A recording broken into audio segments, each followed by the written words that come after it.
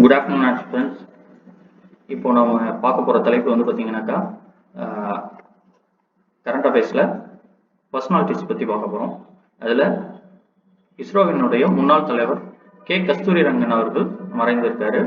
அவரை பற்றின டீட்டெயில்ஸ் வந்து இப்போது நம்ம எதிர்வரும் டிஎன்பிசி குரூப் 1 குரூப் 4 வந்து கேட்கறதுக்கான வாய்ப்புகள் மிக அதிகம். அதனால் அவரை பற்றின நியூஸஸ் வந்து இப்போ பார்ப்போம்.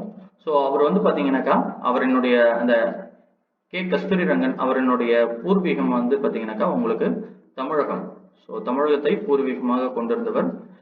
குடியேறினது வந்து பார்த்தீங்கன்னாக்கா கேரள மாநிலம் சாலக்குடி. இப்போலாம் வந்து பார்த்தீங்கன்னாக்கா நிறைய டிஸ்ட்ரிக்ட்ஸ், அதாவது அவங்களோட ஓன் டிஸ்ட்ரிக்ட் எது, ஓன் ஸ்டேட் எது அப்படின்றத பற்றி நிறைய கொஷின்ஸ் வருது. ஸோ அதையும் வந்து பார்த்தீங்கன்னா நம்ம பார்த்துக்கணும்.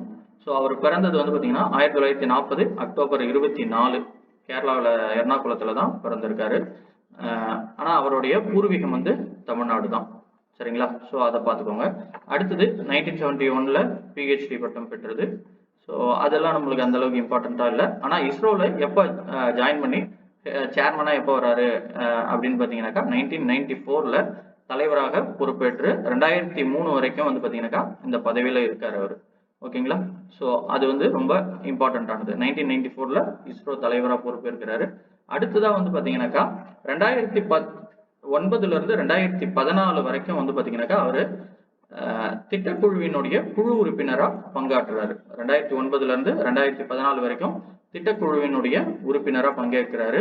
தென் அது இல்லாமல் வந்து பார்த்தீங்கன்னாக்கா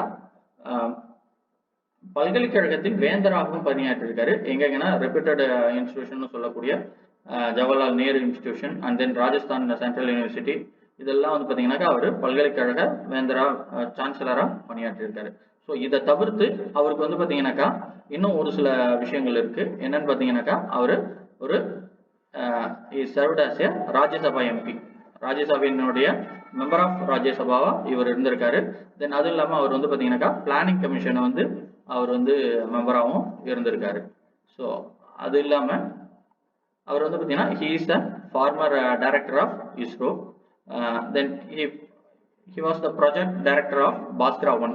நம்ம இந்தியாவினுடைய எர்த் அப்சர்வேஷன் சேட்டலைட்ல ரொம்ப முக்கியமான சேட்டலைட் பாஸ்கரா 1 and 2 இந்தியாவுடைய முதல் எக்ஸ்பெரிமெண்ட் அது.